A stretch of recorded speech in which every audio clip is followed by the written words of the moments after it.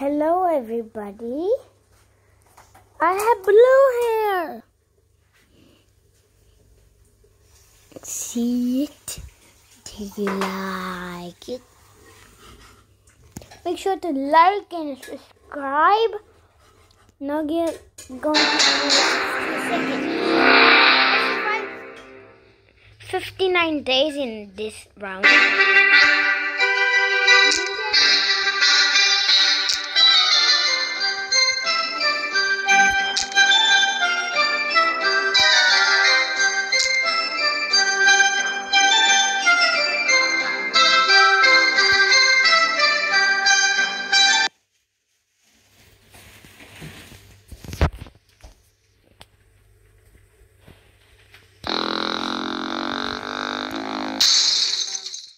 I don't want to be dead.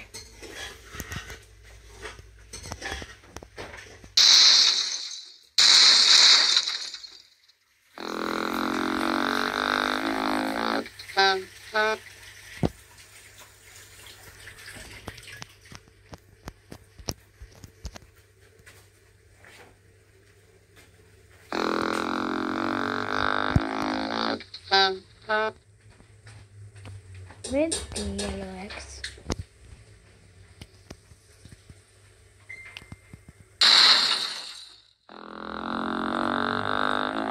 It's so hard with dead. What is he doing?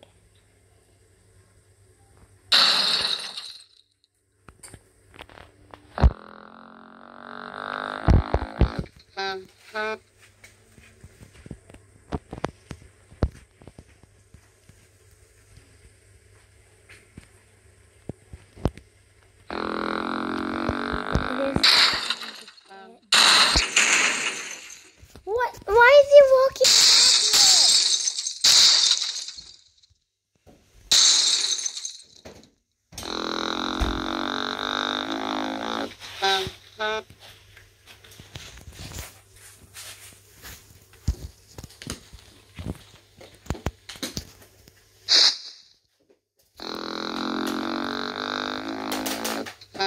backwards?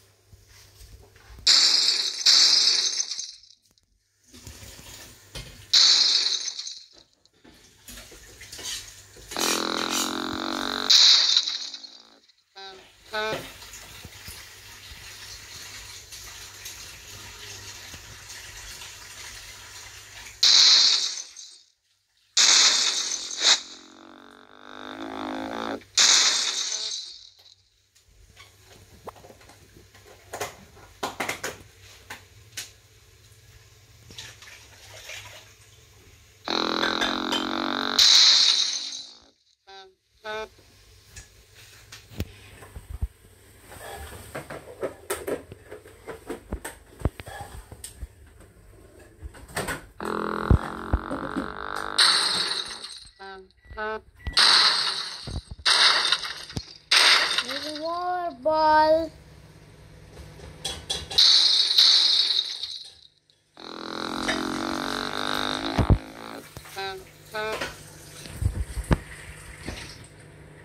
Oh, there it is.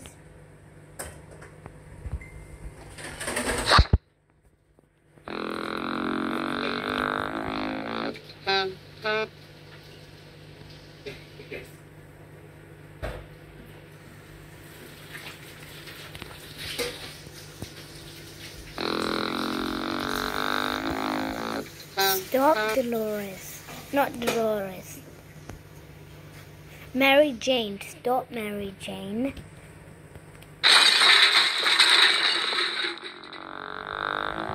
Stop.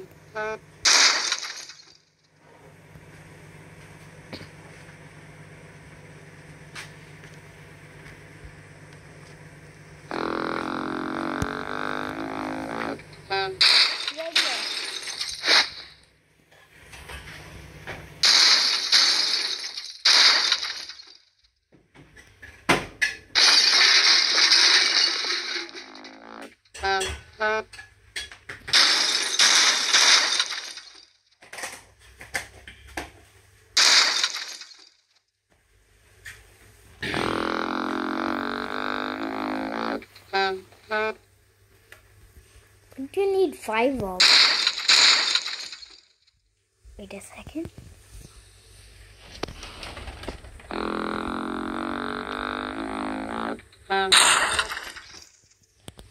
Collect 5 items.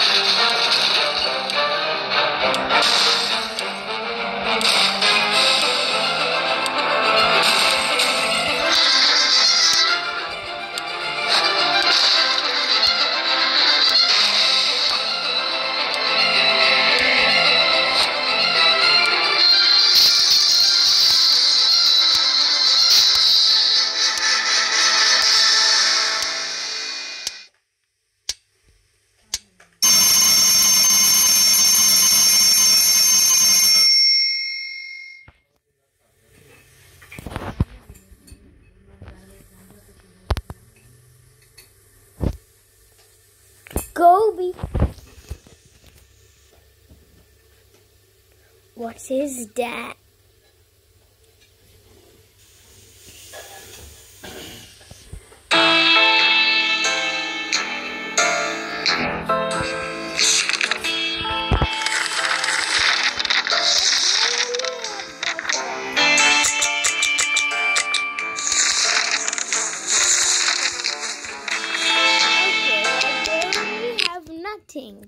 Let's get out of that game. Okay, what is this? What is this?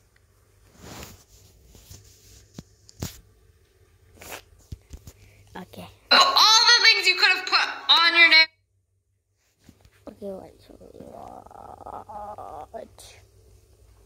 Half a year ago.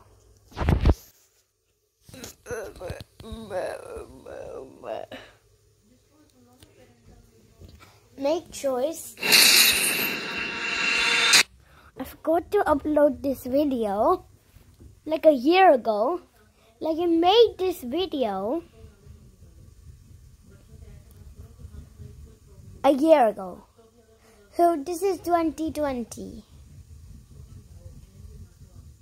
Yeah. So in the future, I'm in 2021 and recording now. Basically, I've got to record this video. And I'm coming back to this video because I accidentally stopped it at 7 minutes. Now I'm coming back to it. So this is 2021. Not 2020, 2021.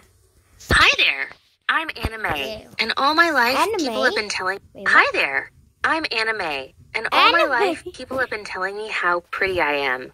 I'm tall, skinny, with double D's.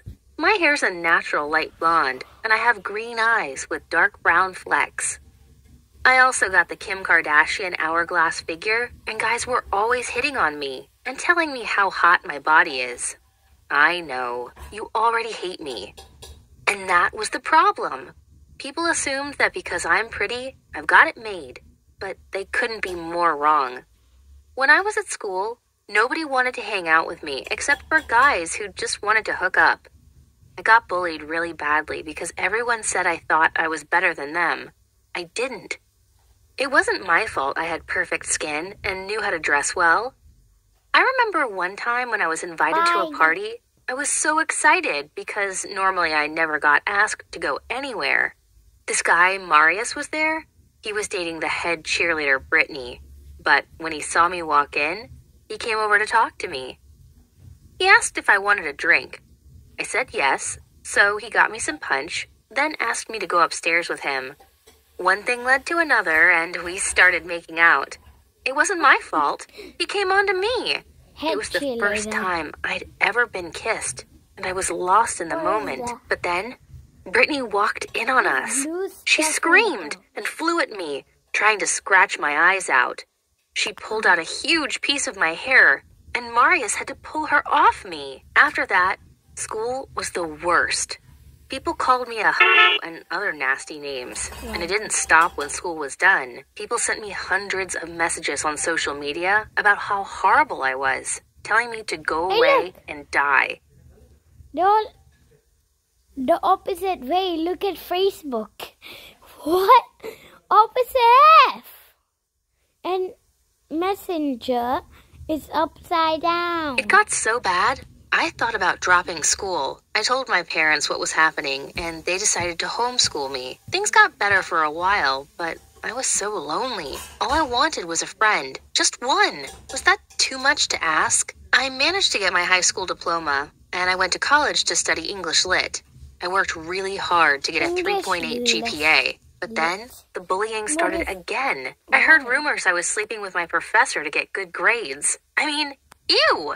He was like 60, fat, and bald. Why would I sleep with an old man? I didn't think anyone would listen to the rumors, but I got called into a meeting with the dean. When I walked into his office, I was stunned to see the dean sitting there with my professor next to him. "I hear you've been making some serious claims," said the dean.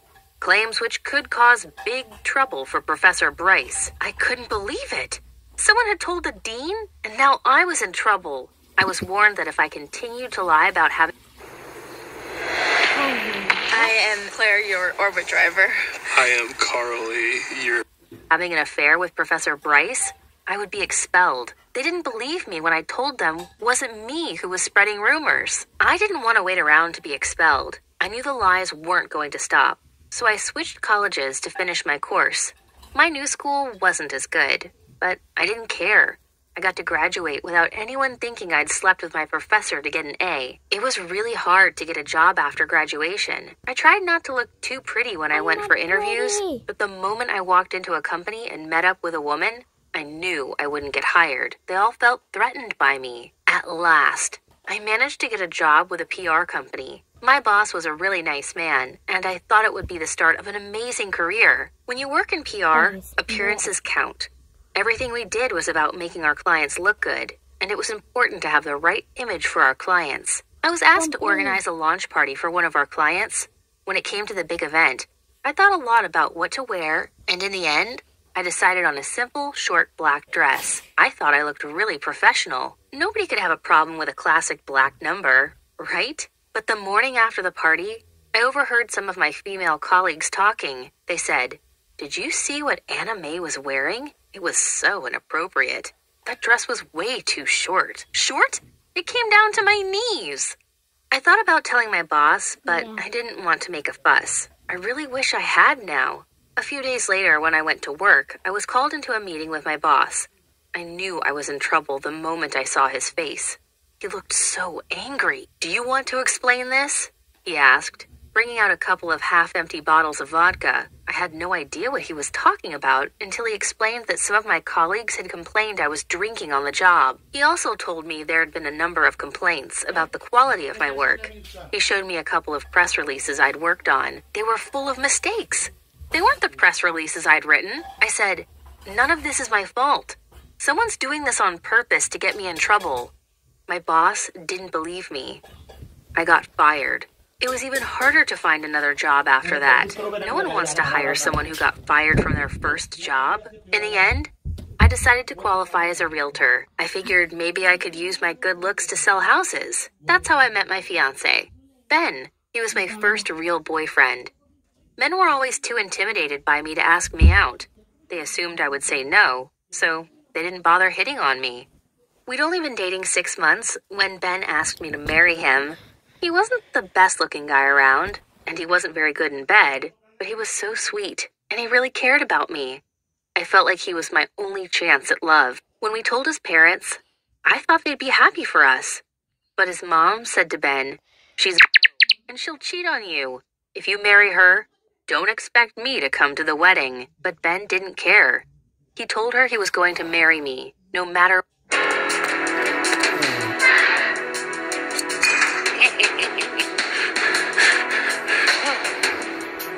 what. I started planning our wedding. Ben's family was rich, and he told me I could spend whatever I wanted on my dress. I ordered a gorgeous designer gown, which showed off my figure. It was really tasteful. I booked the local country club for our wedding and ordered an amazing cake. Our wedding was going to be awesome. But then I got a text from Ben. He said he was sorry, but he was canceling the wedding. His parents had said they'd cut his inheritance if he stayed with me. He said he couldn't give me the life I deserved. So it was better for me to find someone else. How could I find someone else when it had taken me a lifetime to find Ben? I couldn't let it end like that. I knew if I could only talk to Ben, I could change his mind. I tried to call him, but he wouldn't pick up his phone. So I went over to his house. I banged on the door, screaming his name, but he wouldn't answer. At last, his sister opened the door and told me to go away. She said Ben never wanted to see me again. I was crushed. My whole life, my good looks had caused me nothing but trouble. On the drive home, I was so distracted that I didn't even pay any attention to the road. Suddenly I noticed that my car is about to hit a wall, gonna hit a wall. With a quick reaction, I slammed on the gas instead of brakes and drove straight at a wall. There was a loud bang, and my face exploded in pain. When I woke up, I was in agony. I reached up to touch my face and realized it was wrapped in bandages. The doctors told me I had severe scarring and I would need plastic surgery. I told them not to bother. Maybe this was for the better. They made me talk to a psychiatrist. She tried to change my mind, but I knew there was no way I was getting surgery. I was sick of being just a pretty face. When they took my bandages off, they tried to stop me looking in the mirror right away. They said I should give myself some time to prepare, but I wanted to know what I looked like. Wow. Nobody would think I was beautiful now. I had deep cuts all over my face. I looked like a freak. When I left the hospital, I thought things would be better now I wasn't pretty. If only. I tried to go back to work, but nobody wanted to buy a house from someone who looked like me. The first time I showed a family round a property, their little girl screamed when she saw me and hid behind her mom. She said she didn't want to go near the scary lady. After a month of no sales, I quit my job and started looking for other work, but no one would hire me. No one would say it to my face, but I knew it was because of how I looked. I decided to save up for plastic surgery. I already had a lot of medical bills to pay off, though, so I needed to make a lot of money and fast. I had to find a job where my looks didn't matter, but paid good money. In the end, I decided to work for a hotline for dirty calls. My clients didn't know what I looked like because I used a fake photo on my profile. I discovered I was really good at talking dirty. A lot of the time, I didn't even have to say much. All I had to do was moan, and my clients loved it. There was one guy, Zeke, who called me every day. I knew the hotline was really expensive, so he had to have a lot of money to make all those calls. He started asking me to meet up with him. Of course, I said no. It wasn't just that I knew my looks would be a problem. It was too dangerous to meet clients. But Zeke kept asking. He said he knew I wouldn't look like my profile picture, but he didn't care. He said he could tell I had a beautiful soul. At last, I said yes. Don't judge me. I was lonely. I didn't have any friends, and the only guy who'd ever wanted to date me was Ben. I was so nervous before my first date with Zeke. I tried on a ton of outfits before I decided to wear something which showed my cleavage. My face might be ruined, but I still had an amazing body. We agreed to meet in a bar. I knew who Zeke was right away because he was wearing a red rose pinned to his shirt. He was short, and he wore glasses, but that was okay. He made me laugh, and he didn't mind about my face. Zeke and I started dating. He let me keep working on the hotline, and he was still my best customer. But then, Zeke started talking about getting me to do other adult work. He said my scars could make us a lot of money with the right audience. There was no way I was going to do that. So I dumped him. So now, I'm still single and saving for my surgery. Maybe one day I'll be happy with the way I look. I hope you liked my story. Remember to like, comment, and share for more great videos. Gun with a shotgun. Okay, Hi, I'm Dora, and let me tell you right now that I can't believe that something like this happened in my family. One day I came back to my house and saw our town priest in my house talking to my parents. They looked all very serious while they were having their conversation. After they finished, my dad went upstairs, and my mom stayed with the priest in the living room. I could hear that they were talking about something. I couldn't hear everything because they were whispering. Then she gave the priest a handful of cash. I saw him smirking at her like a little devil. And then he touched her leg, and she hugged him. I wanted to gag. What the actual... I eventually gave up on the eardropping and went to my room. That night, I couldn't sleep at all. I woke up the next day, unable to get my mind off what I saw, so I lied and told my mom that I was going to school. But I skipped school, and I headed to the local church. I saw the priest wandering around in the church, and after a while, he entered the confession room. I followed him, and I entered the room across from him. I began by telling him, "Bless me, Father, for I have sinned. It has been a while since my last confession." To which he replied, "Go on, my daughter." I then told him that last night I saw my mom sinning with a man other than my father, and that I was planning to hurt that person really badly. The priest seemed quiet for a moment, but then he told me that sometimes our loved ones make mistakes and that we shouldn't take matters into our own hands. But then I interrupted him and screamed, "Consider this a warning, you jerk!" I stormed out of the room in a hurry. Luckily, he didn't see me. Days passed, and I was sure that I had handled this problem and that it was done. But days later, I was shocked to see that the priest had visited our house again. This time, it was still very early in the morning, and my dad wasn't home. I sneaked into our backyard and tried to peep through the window where they were. I was tiptoeing, trying to see what they were doing. It was very hard to see anything, but I took a glimpse and saw them passionately kissing. Oh my God! I was so shocked that I actually fell down and made a noise. My mom came to check where the noise came from and saw me hiding there. She was so angry, and she started screaming, "Here is my troubled girl I told you about." I'm the troubled one? She's the one who was making out with a priest a moment ago. I then looked into my mother's eyes, and I called her, which made her even more angry.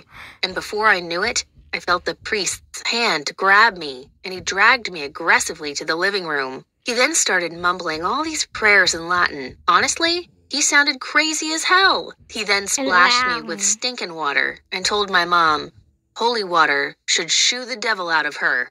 And then he left. Mom then told me that I was grounded for calling her a and I went to my room. I was planning to keep my mom's secret for the sake of her marriage, but now that she was treating me like crap about it, there was no way I'd give her a break. I had to expose them. But I couldn't just tell my father. He would never believe me. As I was in class planning my revenge, the principal announced that we will have the priest coming to our school to make a speech. My school is religious, so we often have someone coming to from the church. I thought this would be my chance. What if I could make my mom come to the school, and I will get the priest, and I will make them talk? And that's when I came up with this plan. Of course, my mom would have to come to school if her daughter did something bad. So, while the priest was doing his speech, I started calling him bad names and throwing paper at him, and I even made him slip and fall in front of the whole school. The principal was very mad and even wanted to expel me from school and call my mom to come and pick me up, but the priest said, no need. I'm fine and no one got hurt. She didn't mean that. Seriously? I thought in my head. The principal agreed and let me off with only a detention for a week. I got back home from school, and my mom said that tomorrow we will go to the church because it is my parents' anniversary. Not again? I was tired of seeing that ugly priest every day. We got to the church and we went inside and sat. We arrived just in time for the church service. During the prayer, I started to think that maybe I was wrong and that the whole thing was just a big misunderstanding. But when I looked up, I saw the priest winking at my mother during the service. I looked at my mom straight away and saw a nasty smile on her face. What a sneaky woman! How did my dad not notice them? Is it just me?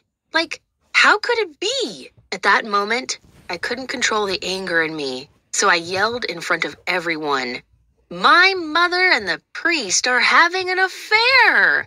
Everyone looked at me with shock. My parents stood up immediately, and as my mom dragged me out of the church, I could hear her saying, "Sorry, everyone, my daughter didn't take her medication today." When we arrived home, Mom forced me to go to my room. I gladly did because I didn't want to see her face. After 2 hours, I wanted to get out to get something to eat. I tried to open the door, but then I noticed that my mother had locked me inside. I started screaming and beating at the door. "I'm hungry," I yelled, but then I heard a noise coming to my room. I thought that my parents came to open my door, but then my mom started screaming in a really scary voice. She screamed and hit my door. She called me ugly names and told me that I should die. My dad was laughing loudly in the background. I was so afraid that I actually went inside my bed, hid under the sheets, and closed my ears. I don't know how much time passed before I woke up, but when I did, I noticed that there was food left near my bed. I didn't want anything from them, but I was seriously hungry. When I took the first bite, I snapped as my mom stormed in the room. She said, "I prepared food for you so you can take your medication." In her hand, she had lots of pills that looked terrifying. "Swallow this," she said as she started to force the pills into my mouth. I screamed that I don't want to. And I grabbed the chicken steak on my plate and I threw it in her face. So she called my dad. He came storming in. I can't remember what happened after they gave me the pills. I slept and woke a while after. I woke up in a strange room. I didn't know where I was. I then heard noises coming from downstairs. I knew I must run away as fast as possible. I got out of the window. I ran fast. I did not even look back. I ran and ran and ran until I was too tired to move. But then I realized that I don't know where I should go. I felt scared, betrayed, sad, and just didn't know what to do. But one for sure was that I will not be going back to my parents. I was walking in this neighborhood, and then I saw a house that looked very familiar. I remembered that my childhood friend lives here, so I decided to stay at his house. He was the only person I had left that I trust. I arrived at his place, but I couldn't knock on the door because I didn't want to wake his parents up. I knew a way to climb to his room. I climbed on this branch that was close to his window and went inside. Samuel was asleep. I didn't want to wake him up, so I laid next to him in bed quietly and fell asleep.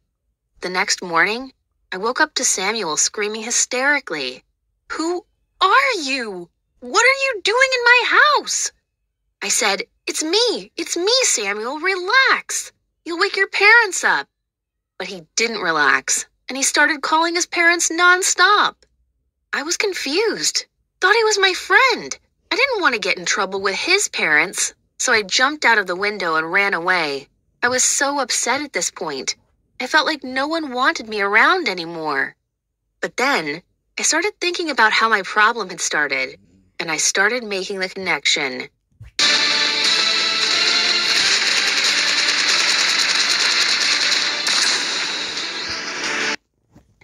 It was the priest's fault. He knew everyone in town, and they all respected him. He must have been convincing everyone that I was possessed or something, because I exposed his secret. I had to find that priest. First, I had to buy something to eat with the little money I had. I went inside a grocery store and I saw Jasper, my friend from school, working as a cashier. He saw me, yelled, "OMG, is that you, Dora?" And then he hugged me. I started crying in his arms. He was the only person who was nice to me since a long time. So I decided I was going to tell him my big secret. I found out that my parents are not my real parents. I think they adopted or kidnapped me. They are abusing me for reasons I don't know, and I am trying to find my real parents. Jasper seemed shocked. He gave me food and told me to wait for him 1 hour until abusing me for reasons I don't know, and I am trying to find my real parents. Jasper seemed shocked. He gave burger meal, French fries. Me food and told me to wait for him 1 hour until his shift is over. He promised me that he will help. I waited for an hour and a half, but Jasper never showed up. I thought he bailed on me. When I was about to leave, I felt a hand grab me, and then Jasper said, "Let's go." I told Jasper that if anyone knew where my real parents were, it would be the priest. I don't know why I thought that, but I had a strong feeling about it. We got on the train and he sat next to me, and he hugged me the whole time. I cried as I told him about all the bad things that were happening to me lately. He dried my tears and said that he is here for me and that I shouldn't worry. I thought about kissing him at that moment, but I stopped myself. But then I looked up, and he was staring into my eyes, and then he kissed me. We were interrupted when the train doors opened. He grabbed my hand tightly and led us out of the train. As we arrived at church, I told Jasper that we should go inside. There were a few people getting ready for the service that was about to start. And when I looked around, I saw him. The priest! OMG! I found him! I told Jasper to hold my stuff while I go closer. When I was close enough, I pulled out a knife from under my jacket with a quick move. I hit the priest. Well, almost. Jasper's hand was holding my wrist, and then he screamed, "What are you doing?" Everything around me after that seemed blurry, and then I passed out. I woke up next to find myself in the hospital tied up.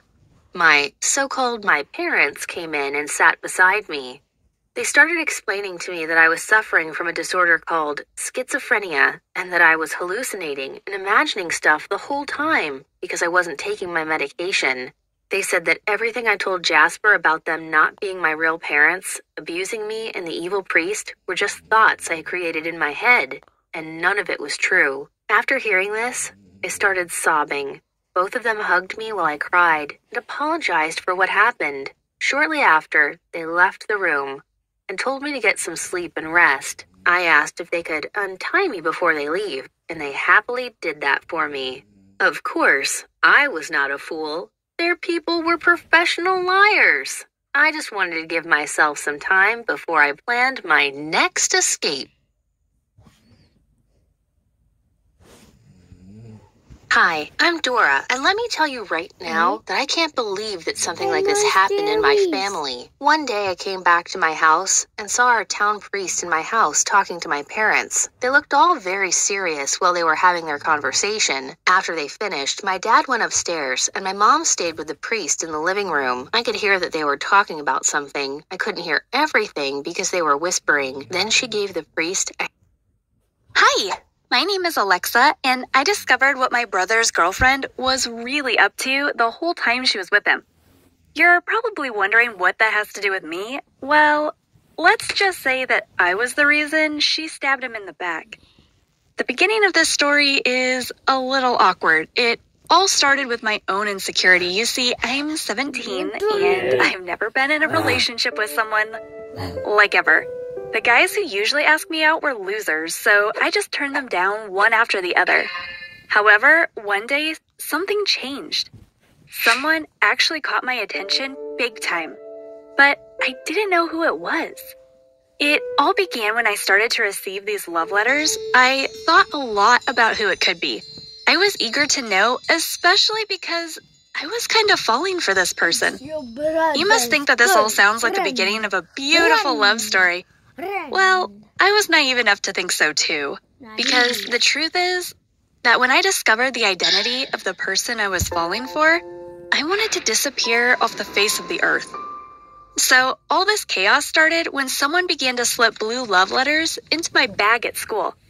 I knew they were for me because at the end of each letter, my name was always surrounded with red heart-shaped symbols. I couldn't help but picture who it could be and who I wanted it to be. I secretly hoped it was Mark, a cute boy in my class and one of my brother's close friends. Anyway, I'm in the 11th grade with my twin brother Alex. We go to the same school, we're in the same class, so I'm pretty much stuck with him forever. I'm kidding though. The truth is that I love him very much and I don't know what I would do without him. It's your brother. A few months ago, Alex started dating Mary, a girl he had a crush on for ages. He asked her out and she said yes. She was very... What I would do without him. A few months ago,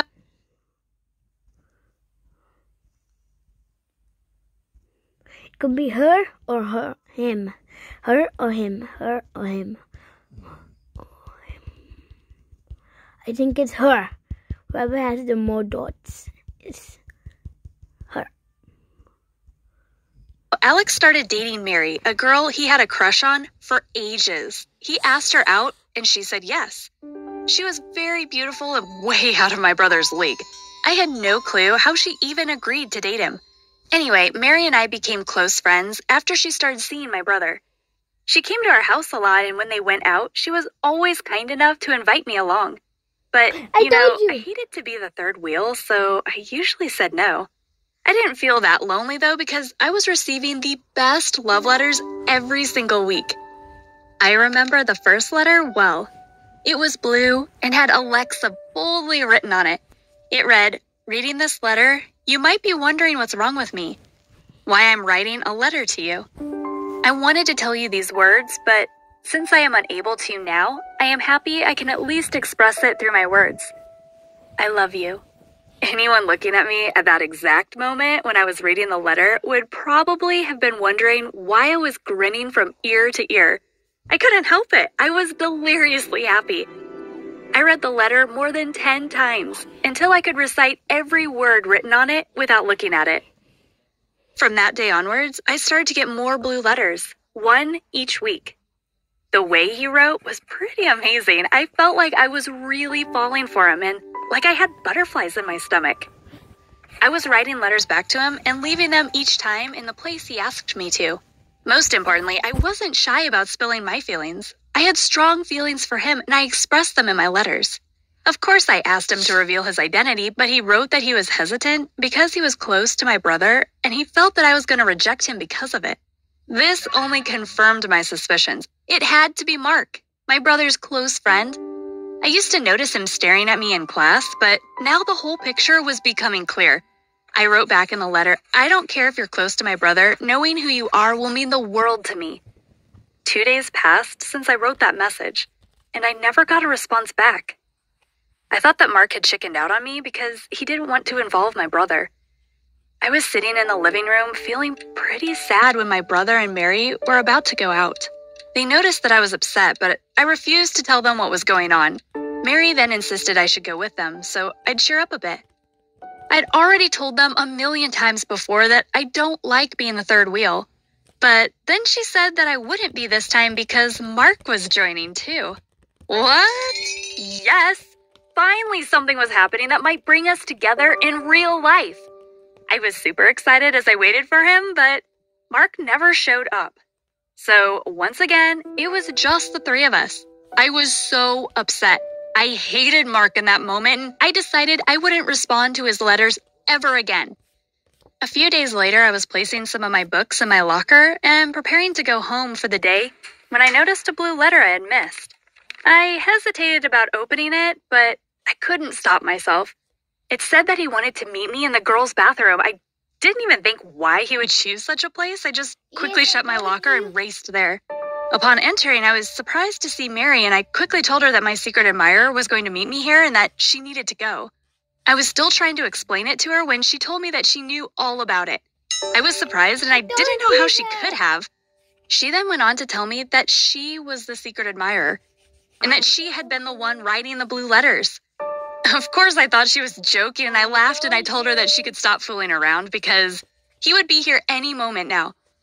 The joke wasn't funny when she brought out more letters with blue envelopes, and I had no choice but to believe her when she showed me her handwriting. I don't ever. I understood, but my heart still found it hard to believe. I mean, she was my brother's girlfriend, for goodness sake. Mary then told me that she loved me, and she was only dating my brother to get close to me. She told me that it was me she really loved, and that she thought I could love her too, especially as I had never dated anyone before. Just as I was trying to tell her that I wasn't interested in her, the door suddenly burst open and my brother charged in.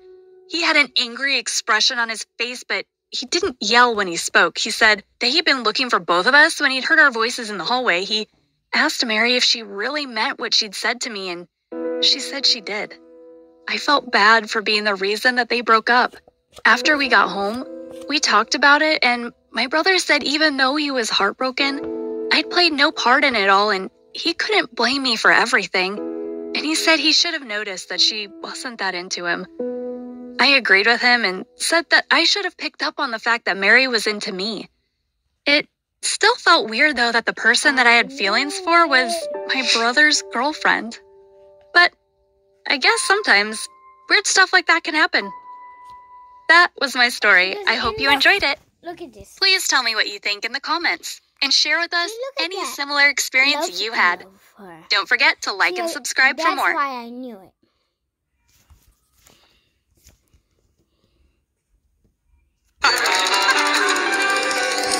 Hi, my name is Sierra, and I developed a disgusting